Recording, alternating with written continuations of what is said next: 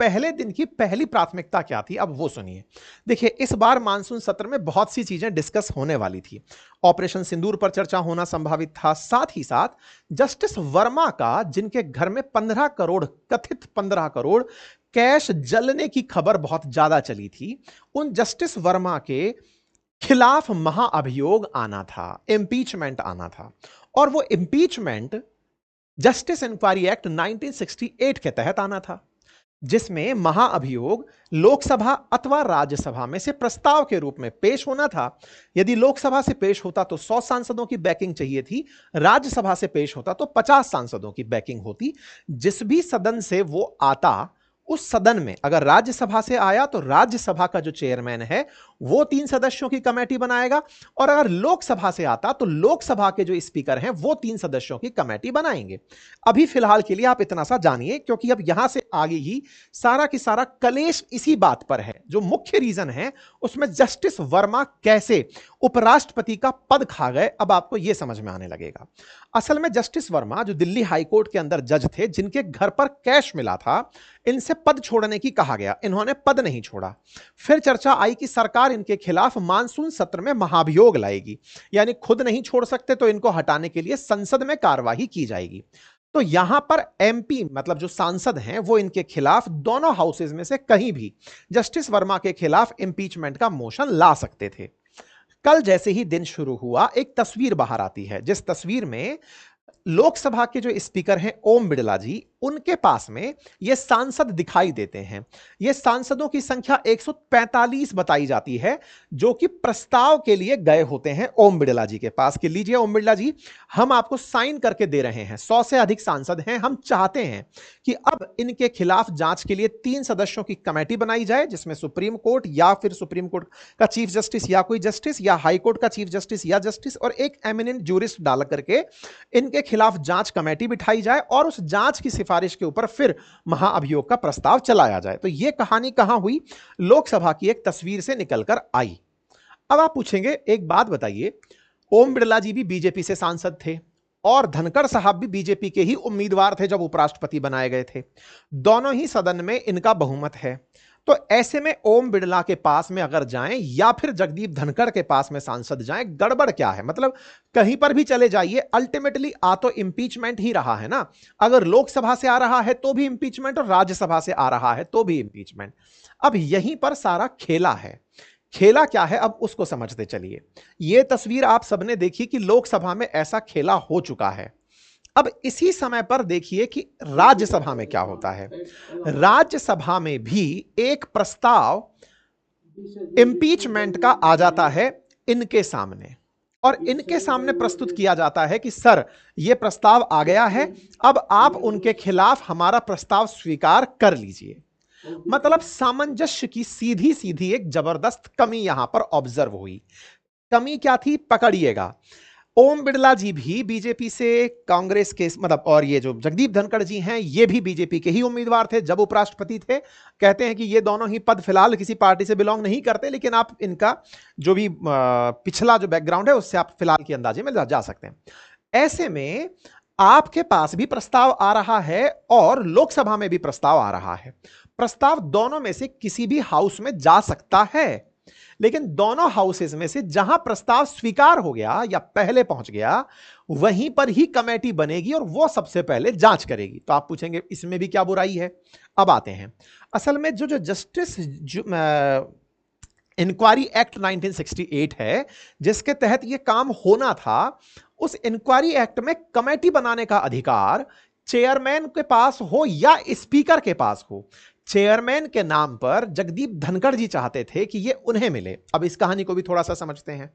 असल मायने में ये इंक्वायरी एक्ट 1968 कहता है कि यदि आज प्रस्ताव लोकसभा में आया और अगले दिन राज्यसभा में आया, अगर 2 अलग अलग दिन पर आता है, तो पहले जिस सभा में आया होगा, रोज राज्यसभा या लोकसभा, जिस भी सदन में पहले प्रस्ताव आया होगा, वहीं पर उसे स्वीकार किया जाएगा। यह तो नियम है। लेकिन अगर एक ही दिन दोनों जगह आ जाता है, तो यह डिपेंड करता है कि कौन सा हाउस उसे आगे लेकर आगे बढ़ेगा। मतलब समझिएगा, अगर लोकसभा और राज्यसभा में कल ही के दिन वर्मा जी के खिलाफ प्रस्ताव ना आया होता, तब तो कोई कलेश होता ही नहीं, एक ही दिन में दोनों जगह प्रस्ताव आ गया। अब इसमें भी एक इंटरेस्टिंग फैक्ट क्या था, वहां पर ओम बिड़ला जी के पास 145 सांसद पहुंचे, राज्यसभा में जो प्रस्ताव लेकर गए लोग वो असल मायने में अपोजिशन के सांसद थे। अपोजिशन सांसदों ने जस्टिस वर्मा के खिलाफ इंपीचमेंट का प्रस्ताव ये जो चेयरमैन साहब हैं इनके सामने रख दिया। अब इंटरेस्टिंग फैक्ट यह था कि जैसे ही सरकार को यह पता चला, सत्ता पक्ष को यह पता चला कि विपक्ष ने राज्यसभा में इंपीचमेंट मोशन लाया है और उस पर सत्ता पक्ष का कोई साइन नहीं है, तो जल्दबाजी में देर रात्रि बैठक बैठाई जाती है राजनाथ जी के घर पर, और उस समय राजनाथ सिंह जी के माध्यम से उन सांसदों को कहा जाता है कि आओ भाई इस पर हस्ताक्षर करो, राज्यसभा के चेयरमैन के पास में यह पत्र जाना है। मतलब समझे आप, कुल मिलाकर के सांसदों की तरफ से बैकिंग जानी थी। 50 सांसद कर सकते हैं राज्यसभा में और 100 सांसद कर सकते हैं लोकसभा में, तो 50 का नंबर पहुंचाने के लिए मेजॉरिटी जो सांसद थे वो राज्यसभा के अंदर विपक्ष के थे और उसमें सत्ता पक्ष का कोई नहीं था, इसलिए सत्ता पक्ष ने आनन फानन में बैठक बुलाकर उस पर हस्ताक्षर मरवा के उसकी संख्या बढ़वाई। ठीक है साहब, अब इस कहानी में आपके दिमाग में एक प्रश्न है, इतनी सी बात पर कोई ईगो क्राइसिस थोड़ी होता है। अब इस कहानी के पीछे की कहानी पर चलते हैं। असल में आपको याद हो तो जस्टिस वर्मा के खिलाफ हाथ धोकर पड़े हैं जगदीप धनखड़ साहब। क्यों पड़े हैं, अब इसको रिलेट करते हैं। देखिए, जगदीप धनखड़ साहब पहले वरिष्ठ अधिवक्ता वकील रह चुके हैं, जयपुर मतलब हमारे राजस्थान में रह चुके हैं और फिर वो दिल्ली में रह चुके हैं। ऐसे में वरिष्ठ अधिवक्ता ने यह ऑब्जर्व किया कि भाई एक हाईकोर्ट के घर में, हाईकोर्ट जज के घर में, दिल्ली के अंदर जो जस्टिस वर्मा हैं उनके घर में 15 करोड़ रुपए जले हुए मिलते हैं। ये जब चीज मिलती है तो सवाल खड़े करती है दो बातें। पहला कि ये खबर भी 7 दिन बाद दुनिया में बाहर आती है। आप भी ये सोचने के लिए विवश होइए, जब ये बात इन्होंने उठाई, इतने बड़े पद के व्यक्ति ने उठाई, तब जाकर किसी को ये समझ में आई कि इस बात में कितनी गहराई है। गहराई कैसे?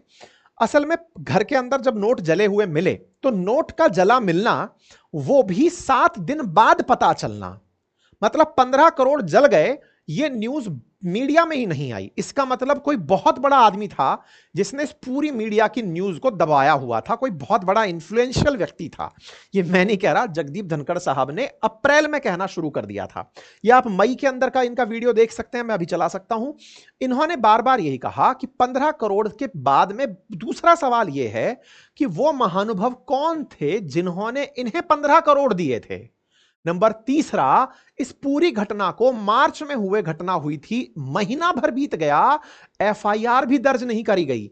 अर्थात जस्टिस वर्मा के घर में पैसे मिलते हैं, पुलिस में कोई शिकायत नहीं, साथ में कोई यह जानने का भी इच्छुक नहीं कि वो पैसे किसने दिए थे और वो किस काम के लिए पैसे दिए गए थे। आप जस्टिस वर्मा को तो टारगेट कर सकते हैं, लेकिन बिना जांच के आप ये कैसे पता लगाएंगे कि कौन सा न्याय बर्बाद किया जा रहा था, न्यायपालिका को किस बात के लिए कॉम्प्रोमाइज किया जा रहा था। धनखड़ साहब जहां तहां मंच देखते यही बात उठाते हुए पाए जा रहे थे। इन्होंने इस एफआईआर ना होने पर भी अप्रैल 17 को भी एक बात बड़ा उठाई थी, फिर इन्होंने 19 मई में भी यह बात कही और कहा कि पूरा देश जानना चाहता है कि 14-15 तारीख मार्च के दिन यह घटना घटती है।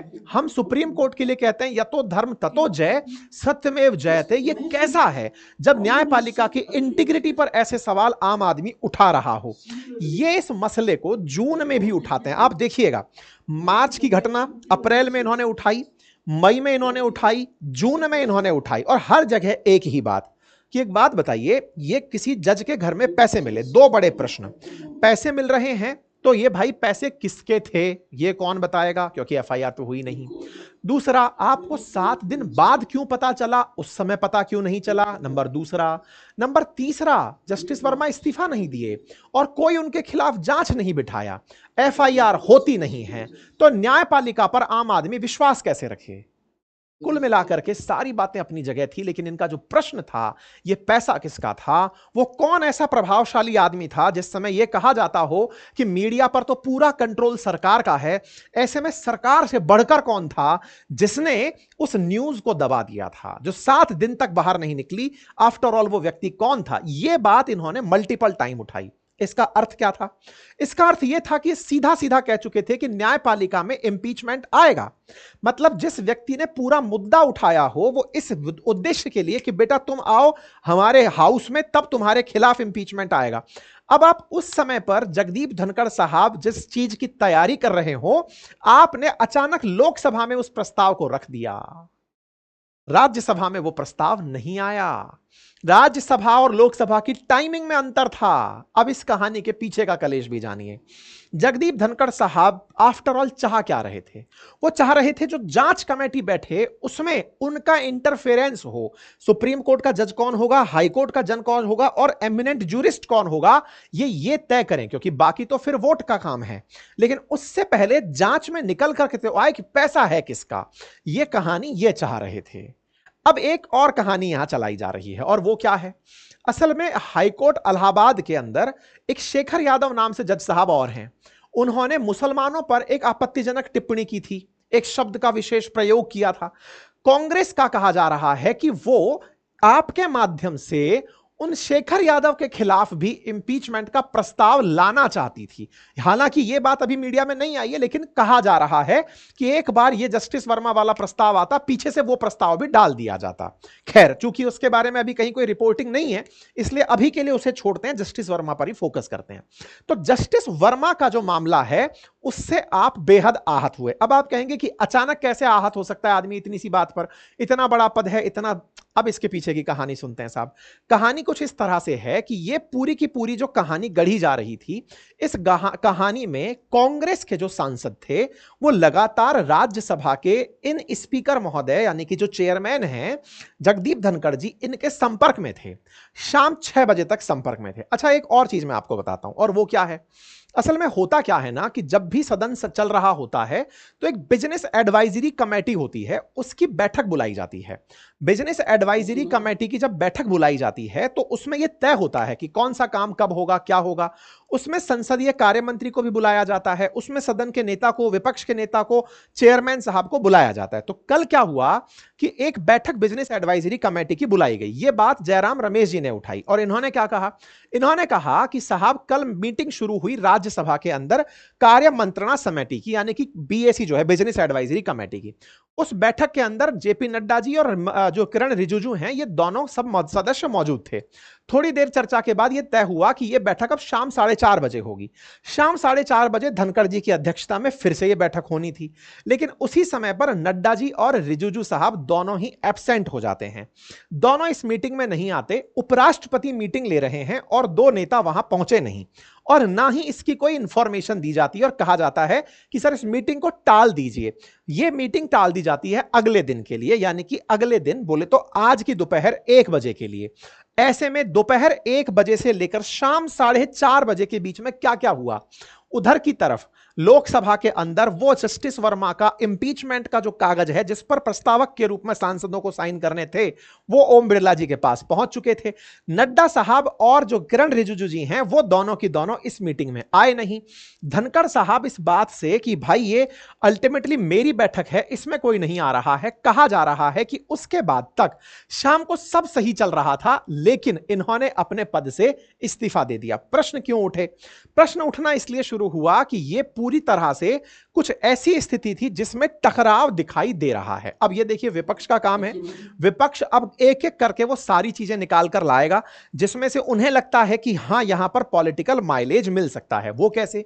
देखिए, विपक्ष वो है जिसने कभी जगदीप धनखड़ जी का मतलब मजाक बनाया था। अभी पिछले ही साल की बात है, अगर आपको याद हो, तो जब सांसदों को संसद से यानी कि सदन से जगदीप धनखड़ साहब ने बाहर निकाल दिया था, तो यही वो विपक्ष था जिसने इनकी एक्टिंग की थी, और इस बात पर राहुल गांधी जी हंसते हुए दिखाई दिए थे, जिस पर भी धनखड़ साहब काफी ज्यादा नाराज हुए थे। तो ऐसे में राजनीति है, राजनेता अपनी अपनी कर रहे हैं। फिलहाल हमारी चर्चा धनखड़ साहब पर ही फोकस है कि ये चल क्या रहा है। तो एक तो ये मसला कि जस्टिस वर्मा का मामला धनखड़ साहब लीड कर रहे थे, उन्हें करने नहीं दिया जा रहा था। यह पहला रीजन हो सकता है। दूसरा रीजन क्या था, अब उस पर चलते हैं। हो क्या रहा था कि इस समय पर किसानों का जो मसला था, आपको याद होगा अमेरिका लगातार भारत के अंदर जीएम फसलें बेचने का प्रयास कर रहा है, मांसाहारी दूध भेजने का प्रयास कर रहा है। हम उन चीजों पर लगातार कहे जा रहे हैं कि ये होने नहीं देंगे। भारत में किसानों के लिए एक लीडर के रूप में आप इन दिनों दिखाई दे रहे थे। हालांकि किसान संघ भी इनसे ज्यादा खुश नहीं रहते, क्योंकि आप सत्ता पक्ष के साथ सुनाई देते हैं।